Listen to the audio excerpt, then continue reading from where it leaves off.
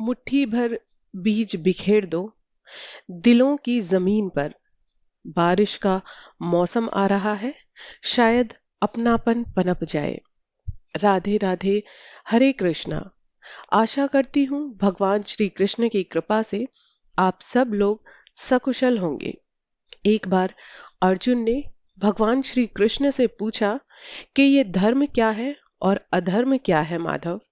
तो भगवान श्री कृष्ण ने जवाब दिया, जिस रास्ते पर चलकर इंसान स्वयं को आत्मा के रूप में देखता है, परमात्मा के अंश के रूप में स्वयं को जानता है, उस मार्ग को धर्म का मार्ग कहते हैं। जब तक संसार में एक मनुष्य भी पीड़ित है, तब तक वास्तव में किसी का भी सुख संपूर्ण नहीं है। यह जानने पर मनुष्य का मन करुणा से भर जाए, उसे धर्म कहते हैं। जब किसी पर तमश गुण छाया हो, तो वह दूसरों के प्रति कठोर, निर्दयी और स्वार्थी हो जाया करता है। अपने माने हुए सुख के लिए दूसरों को दुख देता है। परमात्मा की ओर उसकी गति नहीं हो पाती, अर्थात अधर्म परमात्मा से दूर ले जाने वाले मार्ग का नाम है। जीवन, कहते हैं कि जीवन झाग का एक बुलबुला है। जो उसे ऐसा नहीं देखते, वे उसी में डूबते हैं और नष्ट हो जाते हैं। किंतु जो इस सत्य के प्रति सचेत रहते हैं, वे एक ऐसे जीवन को पा लेने का प्रारंभ करते हैं जिसका कि कोई अंत नहीं होता। एक बहुत बड़ी सच्चाई है कि मंदिरों और उपासना ग्रहों में बैठने का कोई अर्थ नहीं है, और तुम्हारे हाथों में ली गई मालाएं भी झूठी हैं, जब तक कि आप अपने विचारों को शुद्ध नहीं कर लेते, गलत विचारों से मुक्ति नहीं पा लेते। जो विचार की तरंगों से मुक्त हो जाता है, वह जहां भी है वहां मंदिर है, और उसके हाथों से जो भी कार्य हो रहा है वो भगवान के नाम की माला है। आज हमें मुश्किलों को कुछ इस तरह से टक्कर देनी चाहिए कि जीत जाए तो भी इतिहास बने, और हार जाए तो भी इतिहास ही बने। संसार में जिसको तुम सफल कहते हो, उनको जितनी अपनी असफलता दिखाई पड़ती है, उतनी किसी और को भी दिखाई नहीं पड़ती। जिनको तुम अमीर कहते हो, उनको जितनी अपनी गरीबी का पता चलता है, उतना किसी को नहीं चलता। जिनको तुम पंडित कहते हो, उनको जितने अपने अज्ञान का बोध होता है, उतना किसी को नहीं होता। भले ही वो ये सब कहें या ना कहें, कहने के लिए हिम्मत लगती है, कहने के लिए बहुत बड़ा दुस्साहस चाहिए होता है।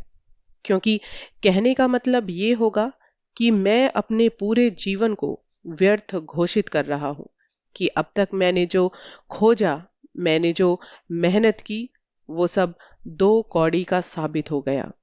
भगवान श्री कृष्ण भगवत गीता में कहते हैं कि निष्काम कर्म का कोई भी कदम कभी बेकार नहीं जाता, कभी व्यर्थ नहीं जाता। इसे समझना बहुत जरूरी है। निष्काम कर्म का छोटा सा प्रयास भी कभी व्यर्थ नहीं जाता। लेकिन इससे उल्टी बात भी समझ लेनी चाहिए। सकाम कर्म का बड़े से बड़ा प्रयास भी व्यर्थ हो जाता है। यहाँ पर मैं बताना चाहूंगी कि निष्काम कर्म और सकाम कर्म क्या होते हैं। निष्काम कर्म वो होता है जब हम कोई काम करते हैं तो उसके फल की चिंता नहीं करते, उसका फल हम भगवान पर छोड़ देते हैं। कहते हैं ना, नेकी कर और दरिया में डाल।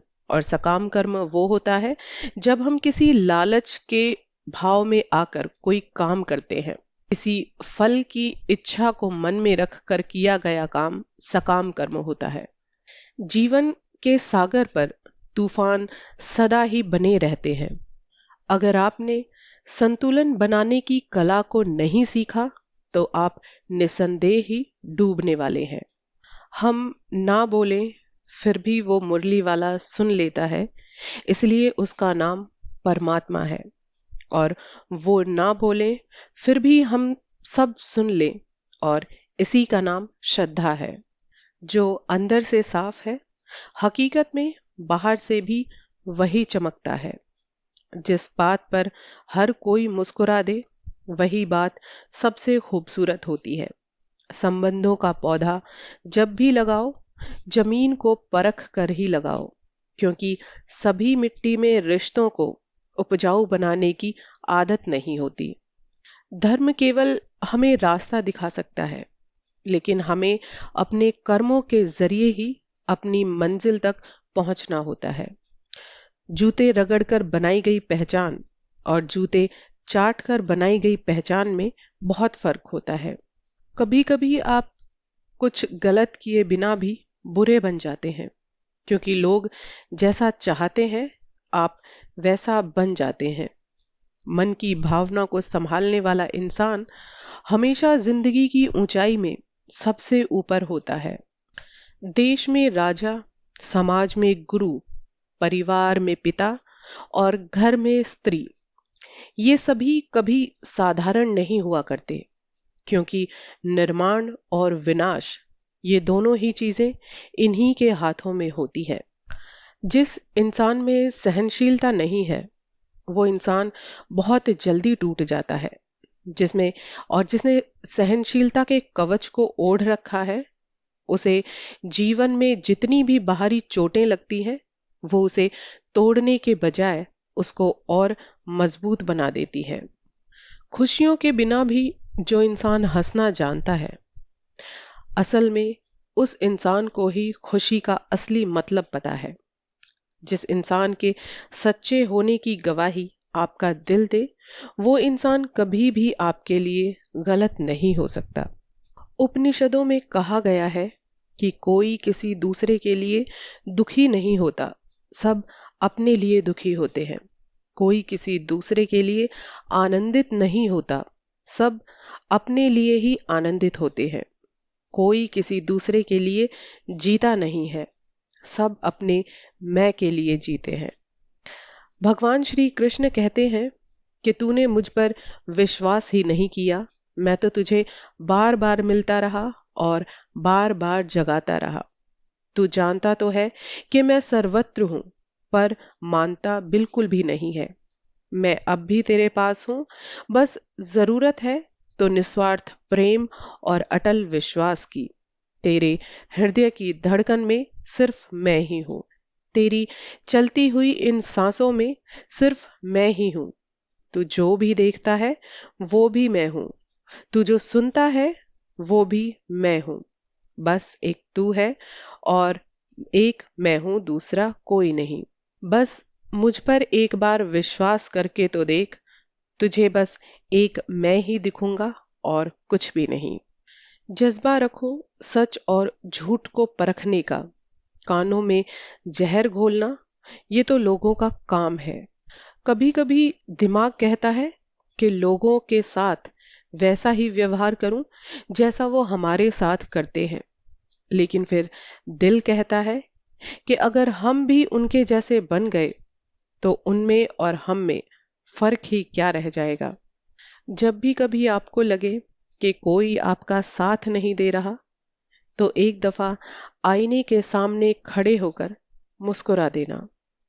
आप बस अच्छा काम करते रहिए, कोई आपका सम्मान करे या अपमान, लेकिन ईश्वर आपका सम्मान जरूर करेंगे।